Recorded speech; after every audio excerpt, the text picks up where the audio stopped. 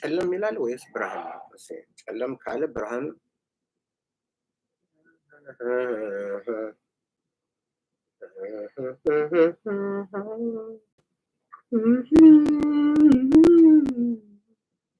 ኢየሱስ ጌታ ነው። ያ አይ ቲንክ እንትን እንዳይ ትንሽ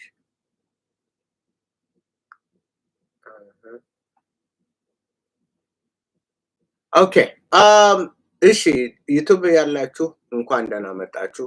ፌስቡክ ያላችሁ እንኳን ደህና መጣችሁ። ቲክቶክ ያላችሁ no I think I say reply with video.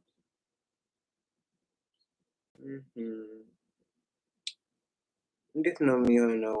ኦኬ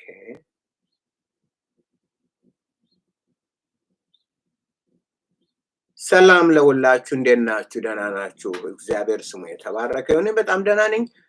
ሙስሊሞች ላቀረቡት ሀሳብ መልስ ሰጥቼ አላህ ይራገማል፣ አላህ እርገሙ፣ አላህ ያጥፋቸው የሚለውን ላሰማችሁ እንደገና ስሙ።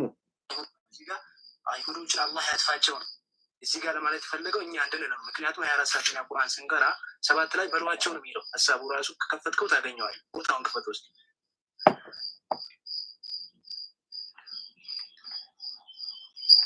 በሉ ስትል አላህ ያጥፋቸው እነዚህ ምናምን ነገር እያላችሁ ነው ማለት ነው። በሉ ምክንያቱም ከአላህ ውጭ ሌላ አምላክ አለ ብሎ ማለት ዙልም ነው፣ በደል ነው። በአላህ ላይ ትልቅ በደል ስለሆነ ሉቅማን ለልጁም ያለው እንደዛ ስለሆነ ነው። ምክንያቱም ከአላህ ውጭ ሌላ አምላክ አለ ብሎ ማለት ወይም ለአላህ ልጅ አለ ብሎ ማለት በአላህ ላይ ትልቅ በደል ስለሆነ ይሄ እርግማን ነው እንድንለው ነው። እኛ 24 ሰዓት በቁርአን ስንቀራ ይሄንን አያት እንድንለው ነው። አላህ ያጥፋቸው። እሺ ሱረቱ ተውባ ወይም ቁርአን 9:20-30 ላይ ያለው አላህ ያጥፋቸው፣ አልመሲህ ማለት ኢሳ ኢብን መርየም የአላህ ልጅ ነው፣ ኡዘይር ወይም እዝራ የአላህ ልጅ ነው ብለው አይሁዶችና ክርስቲያኖች ስለሚሉ ሁሉንም ያጥፋቸው ብሎ አላህ ስላለ ለዛ መልስ ስሰጠው እንዴ የእናንተ መጽሐፍ ተመልከቷት ላይ ታዩታላችሁ። እዚህ ላይ ሁለተኛ ዜና 15:13 ላይ ያለውን የእስራኤል አምላክ እግዚአብሔርን የማይፈልጉ ሁሉ ታናሽ ወይም ታላቅ፣ ወንድ ወይም ሴት ይገደሉ ይላል መጽሐፉ። እንየውስ ምንድን ነው የሚለው? መጽሐፈ ዜና መዋዕል 15 ሁለተኛ ዜና መዋዕል 15 እንዲህ ይላል።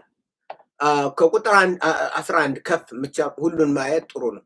ዝም ብሎ አንጻሩን ለመረዳት ምንድነው አካባቢ የሚነገርበት ጉዳይ ምንድነው ብሎ መመልከት ጥሩ ነው። እና ምን ይላል? በዛም ቀን ካመጡት ምርኮ 700 በሬዎችና 7000 በጎች ለእግዚአብሔር ሰው፣ በፍጹም ልባቸውም በፍጹም ነፍሳቸውም የአባቶቻቸውን አምላክ እግዚአብሔርን ይሹ ዘንድ ቃል ኪዳን አደረጉ። እነማን? የእስራኤል ህዝቦች ምን አደረጉ? ቃል ኪዳን። ምንድነው ቃል ኪዳናቸው? ይሄ ቁጥር 13 የእስራኤልንም አምላክ እግዚአብሔርን የማይፈልግ ታናሽ ወይም ታላቅ ወይም ሴት ቢሆን ይገደል ዘንድ ማሉ። ለእግዚአብሔርም በታላቅ ድምፅና በእልልታ በእምቢልታና በቀንደ መለከት ማሉ። በፍጹም ልባቸው ምለዋልና በፍጹም ህሊናቸውም ፈልገዋልና እርሱም ተገኝቶላቸዋል ይላል መጽሐፍ ቅዱስ። ስለዚህ የእስራኤል ህዝቦች ተሰብስበው እሺ እኛ እስራኤላውያን እግዚአብሔርን የተሳሳትን ወደ ጣዖት እየሄድን ወደ ጣዖት እያመለክን ድንጋዩንና እንትኑን ልክ ሙስሊሞች ጥቁር ድንጋይ እንደሚስሙት ጥቁር ድንጋይ ሳሚ ሆነናል፣ እግዚአብሔርን እንደሚገባ አልተከተልንም። ስለዚህ ከኛ መካከል ካሁን በኋላ እግዚአብሔርን መውደድ አለብን፣ መምረጥ አለብን። እግዚአብሔርን ማይወድ ከኛ መካከል ይጥፋ አሉና የእስራኤል ህዝቦች ማሉ፣ ተማማሉ። አሁን አቶ ሙስሊም አመጣና እንዴ አላህ ያለውና እነዚህ እሺ አገሬ እሺ እናንተ ፍረዱት። ይሄና ይሄ ምንና ምን ነው የሚወዳደረው? ህዝቡ ተማማሉ። ምን አሉ? እግዚአብሔርን ነው የምንከተል። አላህ የሚለው ክርስቲያኖችን ሂዱና እንትን በሉ ነው፣ ደምስሱ፣ አጥፉ፣ ይጥፉ፣ አይሁዶችና ክርስቲያኖች ይጥፉ ነው የሚለው አላህ። እነዚህ ደግሞ እኛ መካከል ነው። እኛ ራሳችን ጣዖት አምላኪዎች ብንሆን እኛ እንጥፋ። በቃ ከእንግዲህ ወዲህ ወደ እርክሰት ወደ መጥፎ ነገር አነድም፣ ቃል ለሰማይ ቃል ለምድር ብለው ተማማሉ። እቺ ደግሞ እንትኗ አላህ እንዳለው አላህ ያለውና ይሄ ምን አገናኝ? እነዚህ አምላክ አይደሉም፣ ሰዎች ናቸው ቃል ኪዳን ያረጉ።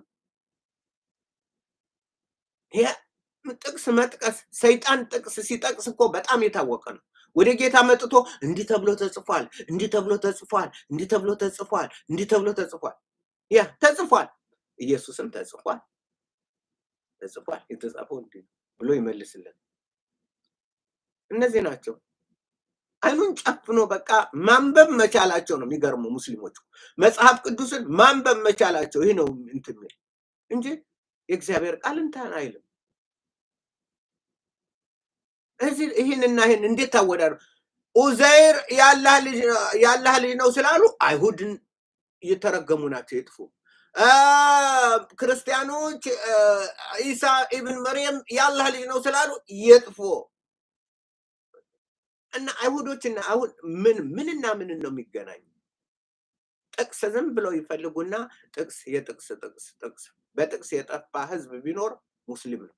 ምክንያቱም ስለምን እንደሚል አውቀው ስለምን እንደሚናገር አውቀው ህዝቦች ቃል ኪዳን አደረጉ። ህዝቦች ራሳቸው ከልባቸው ወጣው ምን ብለው እግዚአብሔርን እንከተል፣ ባንከተል ግን ሞቴን ሞት ያርግ አንፈልግም ካሁን በኋላ ብለው ወሰኑ። ይህንን ወስደ ካላህ ቃል ጋር እንትንትለዋለህ ታወዳድረዋለህ። ሙስሊም ወገኖች አስተውሉ። ዝም ብላችሁ መጽሐፍ ስላለ ያንን እንትን ማነው የተናገረው? እንዴት ነው የተናገረው? በምን ሁኔታ ነው የተናገረው? የተናገረበት ምክንያት ምንድነው? የተናገረው ነገር ምንድነው? ያንን ማውጣት ማውረድ ያስፈልግ። ዝም ብሎ ጥቅስ መጥቀስ ዋው! ዝም ብሎ ጥቅስ መጥቀስ ይሄ በእናንተ ላይ ፍርድን ያመጣል። የእግዚአብሔር ፍርድ በእናንተ ላይ ይመጣል። ምክንያቱም እናንተ ምንም በማታውቁት ነገር። ስለዚህ ነው መጽሐፍን እንዲያውም እኮ እኛን አስተማሪዎች አትሁኑ ነው የሚለው መጽሐፍ ቅዱስ። እኛን ብዙዎች ይስታሉና አስተማሪዎች ከእናንተ ብዙዎች አስተማሪዎች አትሁኑ። ለምን ትስታላችሁ? አንተ ግን ምንም ሳታውቀው ብድግ አድርገህ ጥቅሱን ማታውቀውን መጽሐፍ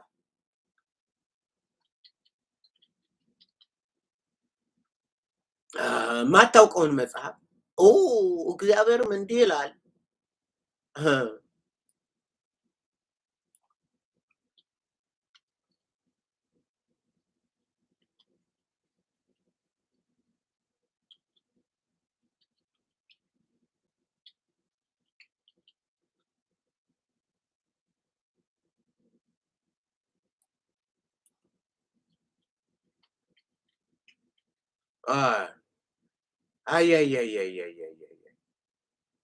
አይ ሙስሊም በድርቀትና እንትን ያዕቆብ ቃሉን የምታደርጉ ሁኑ አስተማሪዎች አትሁኑ ይላል። ያዕቆብ ላይ አስተማሪዎች አትሁኑ፣ ራሳችሁን ቃሉን የምታደርጉ ሁኑ እንጂ ራሳችሁን እያሳሳታችሁ እያለም ይናገራል። አትሁኑ፣ ሰሚዎች ብቻ አትሁኑ ይላል የእግዚአብሔር ቃል። እና አላህ የሚለው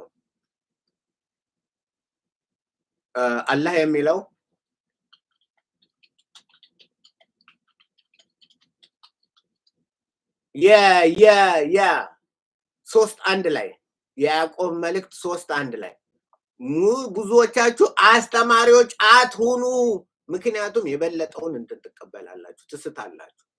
እና ሙስሊሙ ይሄ ነው ችግሩ። እኛ የምንለው እግዚአብሔር ያለው የእግዚአብሔር ቃል፣ እነዚህ ደግሞ ሰዎች ነው ቃል ኪዳን የገቡ እንጂ በየመንደሩ በየተራራው በየንትኑ በዛ ወዲያ ያሉትን ሰዎች የተረገሙ ይሁኑ አላሉም። እነዚህ እንኳን ራሳችን ኃጢአተኞች ብንሆን፣ ክፉዎች ብንሆን፣ አመፀኞች ብንሆን፣ ካሁን በኋላ በእግዚአብሔር ላይ የምናምፅ ብንሆን ራሳችን እኛ መካከል ይገደላሉ። ራሳቸው ምርጫ ነው። ይሄ የእግዚአብሔር ቃል እንዲህ እናንተ መካከል እሱ እንኳን እንትን አላላቸው ተከተሉኝ ነው ያለ። እስራኤል ወይ ለምን ትጠፋላችሁ? ከክፉ መንገዳችሁ ተመለሱ ነው ያላቸው። ኃጢአተኛው በኃጢአተኛው መሞት ደስ አይለኝም አለ እግዚአብሔር። አትሙቱ። ለምንድን ነው? ምርጫው የእናንተ ነው። ከሄዳችሁ ሂዱ። አላህ ደግሞ የሌላውን ሃይማኖት ምን አገባው? ስለኛ ምን አገባው? አላህ ስለኛ ምን አገባው? ስለ አይሁዶች ምን አገባው? ያው የአረብ ጣዖት ነው። የአረብን ነው እንትን ማለት የነበረብን። ከኛ ጋር ምንም ግንኙነት የለውም። አላህ እንደዛ ነው። የስተት አምላክ የስተት አባት ነው። ስለዚህ ስተትን ነው የሚያስተምረው። አላህ አልሙተከበር ወይም ትዕቢተኛ ነው። የትዕቢት አምላክ ነው። አላህ አልሙዲል ነው። አዋራጅ ነው። የሚጥል ነው። የሚያዋርድ ነው። ያ ነው መጽሐፉ የሚለው። የእናንተ መጽሐፍ ነው እኮ። ሰላም ይሄ ነው እና የምንለው ይሄ ነው። እናመሰግናለን። በዩቱብ በምንም ያላችሁ የምትከታተሉ ታንኪዩ፣ እናመሰግናለን። በሌላ ፕሮግራም እስክንገናኝ፣ አሁንም ደግሞ በሌላ ፕሮግራም እስክንገናኝ ደህና ሁኑልኝ። ባይ ባይ።